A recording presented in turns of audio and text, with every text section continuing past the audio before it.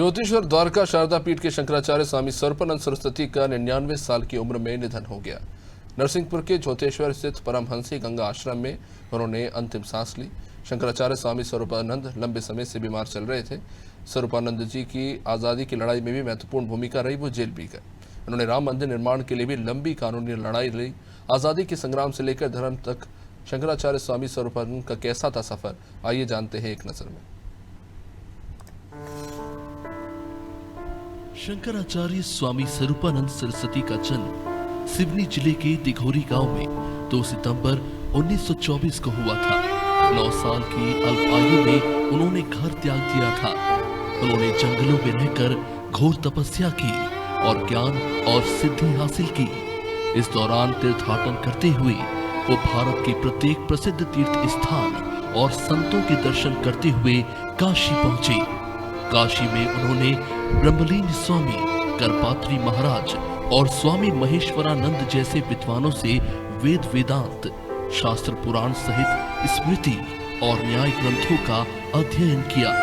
स्वामी स्वरूपानंद सरस्वती ने साल 1950 में ज्योतिष पीठ के तत्कालीन शंकराचार्य स्वामी ब्रह्मानंद सरस्वती महाराज से विधिवत दंड संन्यास की दीक्षा ली। गुरु द्वारा दिए गए स्वामी स्वरूपानंद सरस्वती के नाम से वो प्रसिद्ध हुए।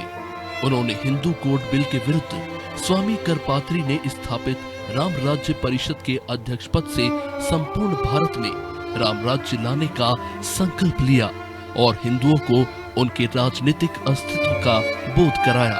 द्वारका शारदा पीठ के जगत गुरु शंकराचार्य स्वामी अभिनव सच्चिदानंद महाराज के ब्रह्मलीन होने पर उनकी इच्छा के अनुसार 27 मई 1982 को स्वामी स्वरूपानंद को द्वारका पीठ की गद्दी पर बैठाया गया। इस प्रकार स्वामी स्वरूपानंद आदि शंकराचार्य द्वारा स्थापित 4 पीठों में से 2 पीठों पर विराजमान होने वाले शंकराचार्य के रूप में प्रसिद्ध हुए। उनके लाखों अनुयायी देश विदेश में हैं। शंकराचार्य स्वामी स्वरूपानंद सरस्वती के निधन से देश भर में शोक की लहर है। आज सभी 2 पीठों पर विराजने वाले शंकराचार्य को नम आंखों से श्रद्धांजलि दे रहे हैं। आज बहुत ही दुख और वेदना के साथ कहना पड़ रहा है कि जिस प्रकार से 2 पीठों के जगत गुरु शंकराचार्य, द्वारका पीठ के शंकराचार्य पूज्य स्वामी स्वरूपानंद जी महाराज कुछ दिनों से अस्वस्थ होने के कारण 99 वर्ष की अवस्था में चले गए। वो मात्र एक धर्म के ही नेतृत्वकर्ता नहीं थे, धर्म को ही मार्गदर्शन नहीं दिया करते थे, बल्कि वो एक स्वतंत्रता सेनानी भी थे। देश की आज़ादी में भी उनका बहुत बड़ा योगदान रहा और सनातन धर्म के उत्थान के लिए आजीवन वो प्रयास करते रहे। पूरे अपनी समय ये चाहते थे कि सनातन धर्म का पताका भारत समेत पूरे विश्व में लहराए। चाहे कोई भी सनातन धर्म के विपरीत जाने का प्रयास करता था या करता था, जो सनातन मूल्यों के सिद्धांतों के खिलाफ होता था, उसके खिलाफ वो तुरंत बेबाकी से उसके खिलाफ आवाज उठाने का काम करते थे। सिवनी जिले के दिघोरी गांव में जन्मे और बचपन से ही श्रीधाम गोटे गांव स्थित ज्योतिश्वर धाम को तपोस्थली बनाने वाले शंकराचार्य स्वामी स्वरूपानंद सरस्वती आजादी की लड़ाई में शामिल होकर 2 बार जेल भी गए। स्वामी स्वरूपानंद कर्म पथ के साथ धर्म पथ के सिद्धांत को मानते थे।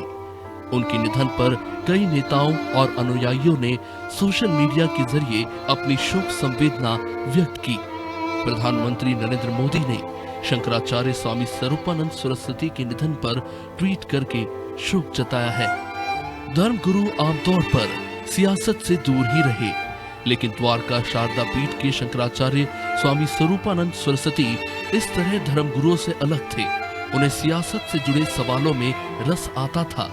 वो अपनी राय भी तय मानकों और आम धारणा से अलग जाहिर करते थे। फिर चाहे वो नरेंद्र मोदी के कार्यकाल का मूल्यांकन हो या फिर किसी बड़े नेता की सियासी समझ को कच्चा बताना। 18 साल के स्वामी स्वरूपानंद सरस्वती भी आजादी की जंग में कूद पड़े। उन्होंने वाराणसी और मध्य प्रदेश में जेल की सजा भी काटी। उन्हें क्रांतिकारी साधु कहा जाने लगा। हालांकि आजादी के बाद स्वरूपानंद वापस अपनी आध्यात्मिक दुनिया में लौट गए। शंकराचार्य स्वामी स्वरूपानंद सरस्वती के निधन से आज हर आंख नम और हृदय व्यतीत है।